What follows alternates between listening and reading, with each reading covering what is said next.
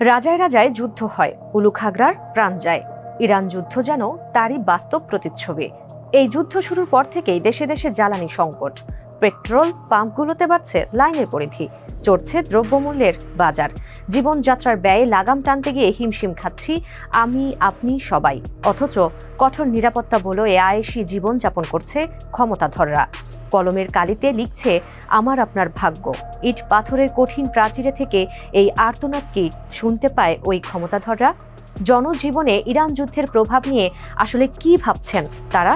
এসব প্রশ্নের উত্তর জানবো টিভিএস এক্সপ্লেইনারে। সঙ্গে আছি তামান্না খন্দকার।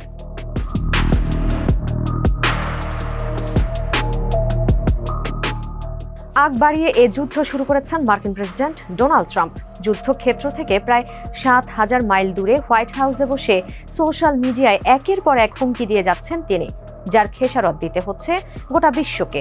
5+ স্টার রেটিং প্রাপ্ত দেশের সর্বোচ্চ বিদ্যুৎ সাশ্রয়ী ওয়ালটন এসি স্মার্ট কমফোর্ট এখন নেক্সট লেভেলে।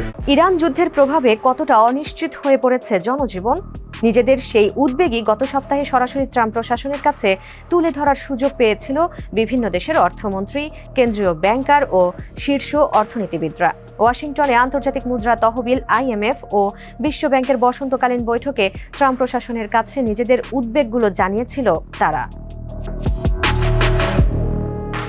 ওই বৈঠকে প্রায় সবার কণ্ঠেই ছিল অসন্তুষ্টির সুর। যুক্তরাজ্যের অর্থমন্ত্রী র্যাচেল রিভস তো এই যুদ্ধকে যুক্তরাষ্ট্রের বোকামির দণ্ড বলেও অভিহিত করেছেন। কানাডার অর্থমন্ত্রী ফ্রাঁসোয়া ফিলিপ শ্যাম্পেইনের ভাষ্য, ভূগোল ও মানুষ খুব একটা বদলায় না, তাই সংকট শেষ হলেও জ্বালানির বাজারের এই ঝুঁকি থেকে যাবে বহু বছর। IMF প্রধান ক্রিস্টালিনা জর্জিয়েভার ভাষ্য, ধীরে ধীরে বড় বিপর্যয়ের মুখে পড়তে যাচ্ছে বিশ্ব ব্যাংকের প্রেসিডেন্ট অজয় বাঙ্গাও দরিদ্র দেশগুলোর উপর এই যুদ্ধের নেতিবাচক প্রভাবগুলো তুলে ধরেছেন।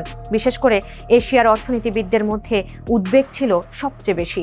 যদিও বৈঠক শেষে সব উদ্বেগ পাশ কাটিয়ে মার্কিন অর্থমন্ত্রী স্কট বেসেন্ট বলেছেন, চিন্তার কিছু নেই, বাজার ও অর্থনীতি দ্রুতই ঘুরে দাঁড়াবে। ব্যাপারটা অনেকটা ওই রকম সারা রাত রামায়ণ পড়ে সকালে এসে জিজ্ঞেস করা সীতাকার বাবা।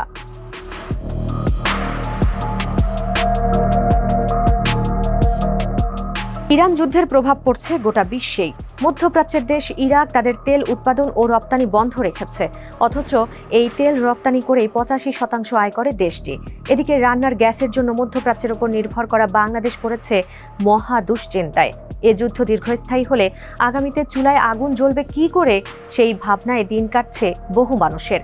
প্রশান্ত মহাসাগরীয় দ্বীপগুলোতেও জ্বালানি মজুদ কমে আসছে, অর্থাৎ এক হরমুজ প্রণালী বন্ধ হওয়াতে বৈশ্বিক সরবরাহ শৃঙ্খলই ভেঙে পড়েছে। পরিস্থিতি ভয়াবহ আকার ধারণ করেছে করোনা মহামারীর সময়ের চেয়েও, যে কারণে সংকট মোকাবিলায় বিশ্বব্যাংক প্রায় $100 বিলিয়ন সহায়তা তহবিল প্রস্তুত করেছে। তবে সামনে যে আরও খারাপ সময় আসতে যাচ্ছে সেই আশঙ্কাও করছে বিশ্লেষকরা। কেননা ফেব্রুয়ারির শেষে যেসব তেলবাহী জাহাজ রওনা হয়েছিল সেগুলো ইতোমধ্যে গন্তব্যে পৌঁছালেও এরপর থেকে বন্ধ রয়েছে নতুন সরবরাহ, যার ফলে আগামীতে কঠিন সময় আসতে যাচ্ছে।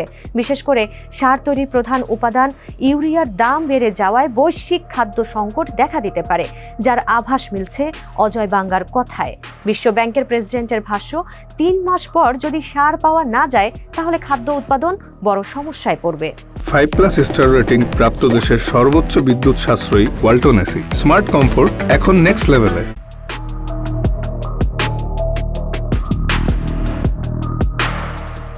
আগ বাড়িয়ে যুদ্ধ শুরু করা ট্রাম্প এখন বলছেন এ যুদ্ধ দ্রুত শেষ হবে, কিন্তু বাস্তবে সেরকম কোনো আলামত দেখা যাচ্ছে না। তাছাড়া এ যুদ্ধকে দীর্ঘমেয়াদে লাভজনক হিসেবে উপস্থাপন করার চেষ্টা করছে তার প্রশাসন।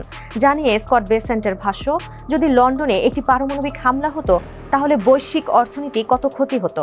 অর্থাৎ তার মতে বড় নিরাপত্তা ঝুঁকি কমানোর স্বার্থে স্বল্পমেয়াদী অর্থনৈতিক ক্ষতি মেনে নিতে বলছেন তিনি।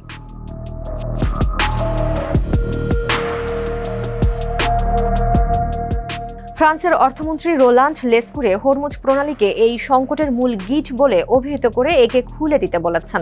যুক্তরাজ্যের পরিকল্পনা নর্থ সি থেকে গ্যাস উত্তোলন বাড়ানো এবং বিদ্যুতের দামকে গ্যাসের দামের সঙ্গে যুক্ত থাকার নিয়ম ভেঙে একটি নতুন নীতিমালা প্রণয়ন। সেই সঙ্গে মুদ্রাস্ফীতি বাড়লেও সুদের হার বাড়বে কিনা সেটি নিয়েও ভাবছে ব্রিটেন। এসব উদ্বেগের মধ্যেই কিছুটা স্বস্তি হয়ে দেখা দিয়েছিল ইরানের হরমুজ প্রণালী খুলে দেওয়ার ঘোষণা। কিন্তু যুক্তরাষ্ট্র ইরানের বন্দরগুলোতে নৌ অবরোধ অব্যাহত রাখায় সেই সিদ্ধান্ত থেকে সরে এসেছে তেহরান, যা বৈশ্বিক জ্বালানির বাজারকে নতুন করে অস্থির করে তুলবে। বাড়বে জীবনযাত্রার ব্যয়, কিন্তু এর প্রভাব কতটা তা কি আঁচ করতে পারেন ট্রাম্প?